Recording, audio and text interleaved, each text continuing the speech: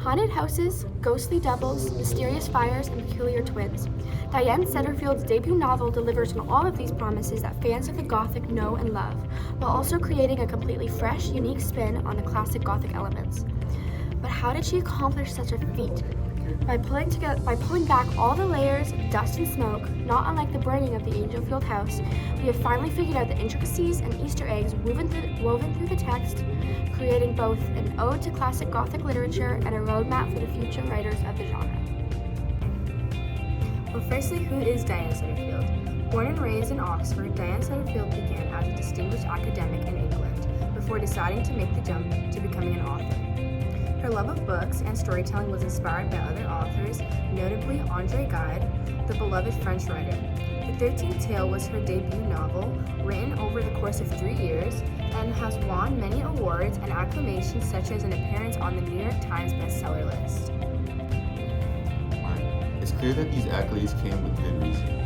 Acting as a tribute to the art of storytelling and love of books, we follow the character of Margaret, an introverted biographer who enjoys spending time in her father's bookshop. When she crosses paths with an elusive but dying author who has many secrets, she's finally ready to share. Margaret eagerly listens to the life story of Vida and her twin sister, only to discover the shocking dark truth of the family. Along with this journey into the past, they also meet new characters and come to revelations that change the course of Margaret's life.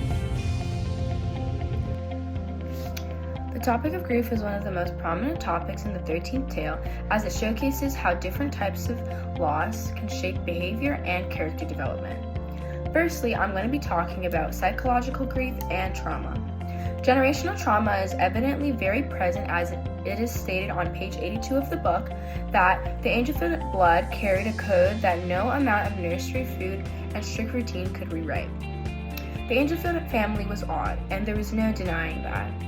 Literary approaches to trauma, as one critic explains, has the potential to engage readers' powers of emotional identification and sympathy on one hand and critical reflection on the other. This quote means that literature about trauma allows readers to both feel and think. It also allows you as the reader to emotionally connect with the character's suffering while also reflecting on its deeper causes and meanings. As we know, there are many different ways grief is shown in the novel, and grief is not only limited to bereavement. One scholar says a person can mourn without being bereaved. But what does this mean though? Margaret grieves the emotional absence of her mother, saying, "Why couldn't she love me? Why did my life mean less to her than my sister?" On page 292 of the book. And Vida Winter grieves her past and the life she could have lived. Their grief shows that mourning can come from emotional or psychological loss, not just bereavement. On the topic of Margaret and her mother though, Margaret says that, "I have always been a reader. I always loved books. But what I love most about books is that they make me forget. Forget my sister, forget I am alone." On page 32 of the book. Books serve as a coping mechanism and is her way of grieving her twin sister's death. A famous writer once said, "The strength of this emotion is difficult to explain if the loss, which is its cause and object, is not something irreplaceable, unique, and in short, person-like." This quote connects to the fact that most of the characters have all lost something extremely valuable that they cannot get back. Whether it's a twin, a sister, even their past lives, whatever it may be, it has taken away an irreplaceable piece of their identity. Next, I'm going to be talking about grief surrounding death and absence. Emmeline and Adeline March were strange. They had this type of twin connection to each other that they had with no one else. They spent the majority of their lives together, and they have always been inseparable since birth. When they were separated for the first time for an experiment, Adeline woke up one night and realized that Emmeline was gone from the room. She sat by their bedroom door all night and didn't move. She felt nothing. She was broken, said on page 182 of the book. The twins were making steady progress until Hester and Dr. Maudsley performed the experiment. Grief refers to what have been viewed as individual private emotions as well as publicly sanctioned sentiments, in addition to psychological responses such as poor appetite, sleeping patterns, and depressed immune system. This quote explains the new state of the twins when they were separated from each other. They began to regress and they lost their appetite, as well as not wanting to talk to anyone, and also throwing multiple temper tantrums. In this way, grief is connected to absence. This is similar to the deep connection Margaret has with her sister, even though they have never met each other before. This illustrates how a connection between twins defies the laws of life and death.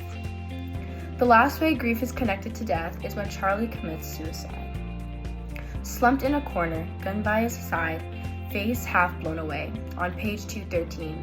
This is the horrific condition that Charlie was found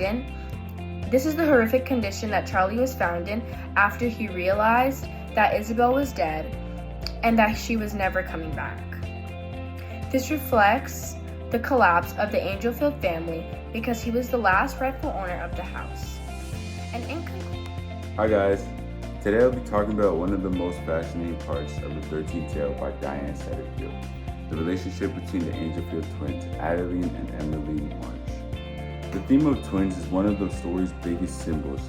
It explores how two people can become so deeply connected that their identities merge into one. Through these characters, Setterfield raises questions about individuality, dependence, and the psychological cost of being one half of someone else. Let's start with my first quote. "We were not two people, we were one person in two bodies." This quote appears in the section called The Angelfield Twins when Vida Winter begins describing the strange, inseparable bond between the sisters. From a young age, the twins behave almost like reflections of one another, moving, speaking, and reacting as if they share one mind. The article Intertextuality and the Twin Phenomenon between the 13th tale from the UBT Knowledge Center helps explain this idea. It says that Setterfield uses the twins to explore the idea that every person contains two sides, or that one identity can be split into two physical forms. This connection to duality links the novel to Gothic traditions, stories about doubles, mirrors, and hidden selves. So when we read this quote, it's not just describing closeness. It's showing that the twins represent a psychological oneness in two bodies sharing one consciousness. In other words, their twinship isn't just biological, it's symbolic.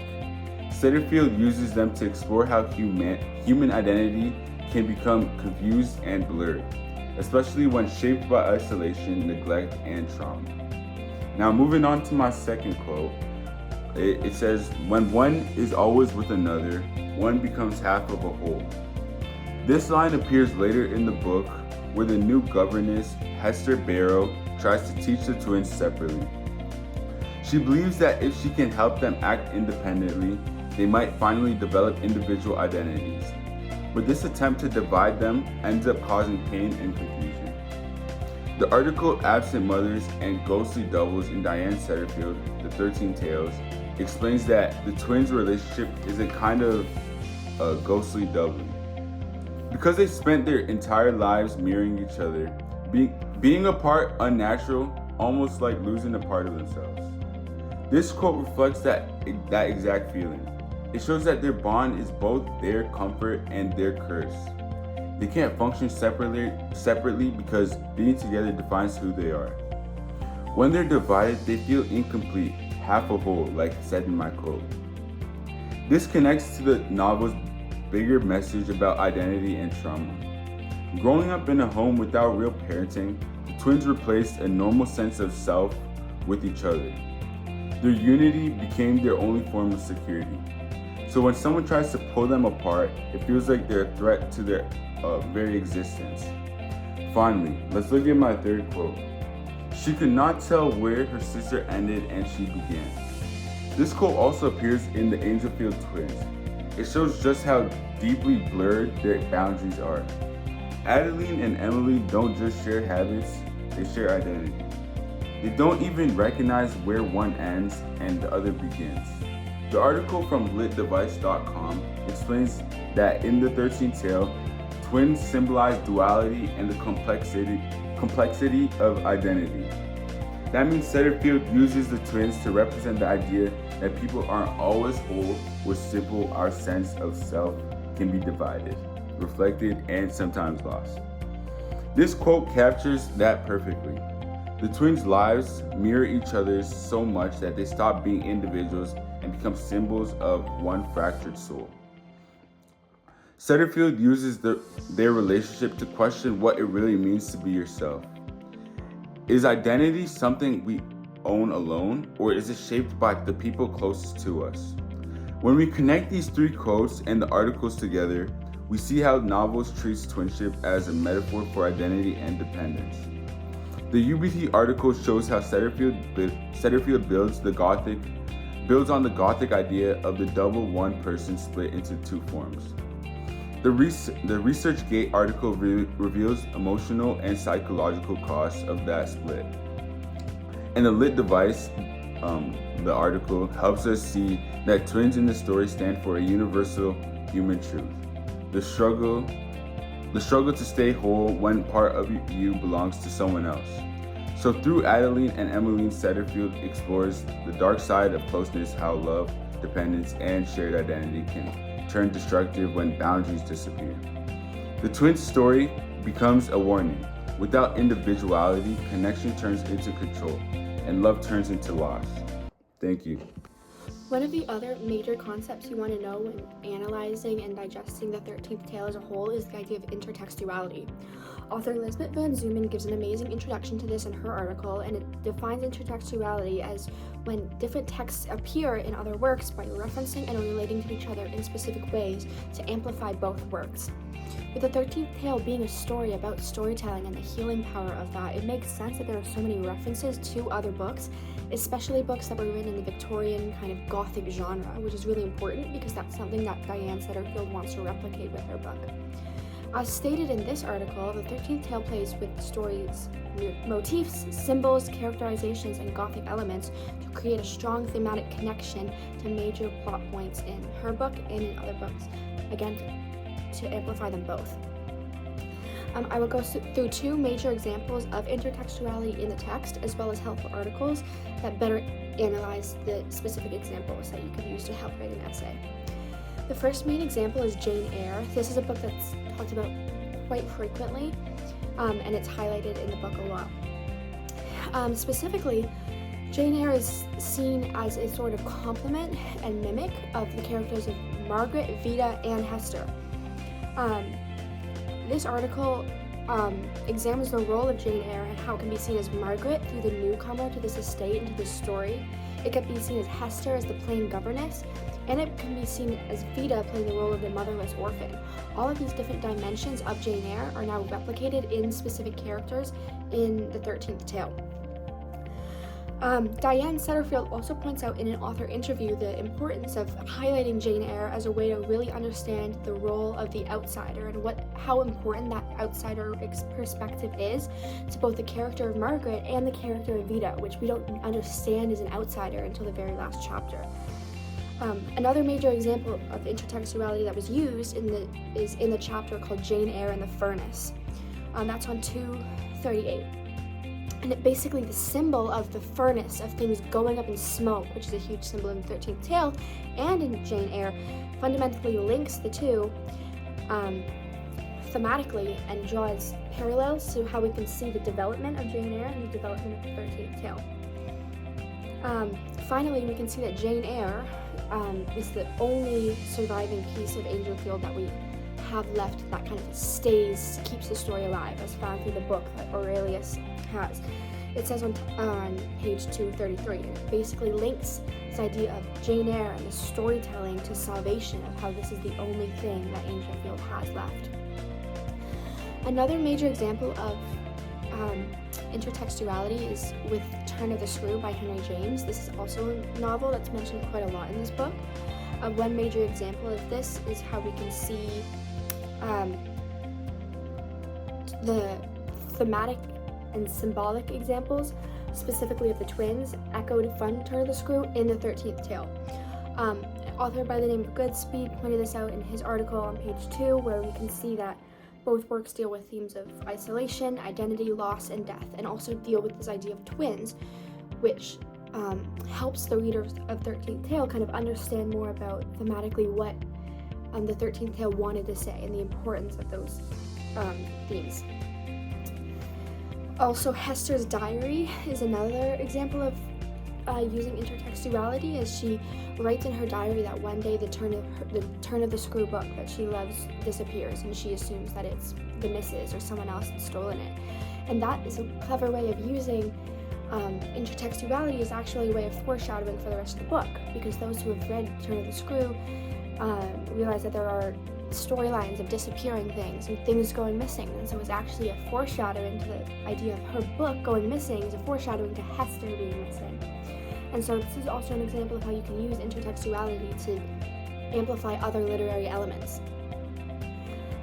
Finally, the comparison of the twins' relationship, specifically kind of one embodying good and one embodying evil between Adeline and Emmeline, is also really reminiscent of the twins in Turn of the Screw, Flora and Miles.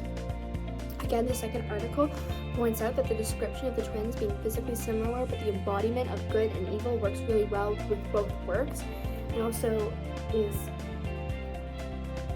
Finally, Diane Setterfield cleverly plays with this idea of intertextuality by actually using intertextuality in her own fictitious book, which is really meta. The book, the tales, 13 Tales of Change and Desperation, use intertextuality by outlining the prologue of the book, which is the idea that Vita states all children mythologize their birth as a way to foreshadow what the 13th tale that Vita's going to tell is all about. Also, the absence of the 13th tale mimics those themes in Vita's story, and as Article 1 points out, Margaret ponders on the proper endings, of which she is robbed by that in 13 Tales of Change and Desperation, and how the healing process is finally resolved when the story gets finally told and the ending happens. Overall, intertextuality is a very significant literary device that is used all throughout 13th Tale and is really important to understand in order to understand the book. On page 357, Margaret specifically says to Vita, "You kept pointing me in the direction of Jane Eyre," which is just an example of how it's a direct quote of how intertextuality is so important to these characters. The 13th Tale ultimately is about why people invent stories and how the truth hides in fiction. References to other novels remind us that no story is ever isolated, and every narrative borrows, rewrites, or responds to earlier ones. So on the surface, it is clear that Diane Setterfield brilliantly crafted a novel about twins, friendship, mystery, and healing power of storytelling. More than that, we discussed the use of symbols, intertextuality, human emotion, and characterization to analyze how literary elements such as these create a meaningful story that contribute to the legacy of Gothic media and interpretation. We hope that everyone watching can use the helpful articles and ideas collected to form their own expert arguments about the 13th Tale and as an introduction to Gothic genre. We also want to give a huge thank you to every piece of media that was borrowed for this project, including all of our academic sources, to create this helpful video, and that every article mentioned can be found in the description. Thank you for watching. Thank you.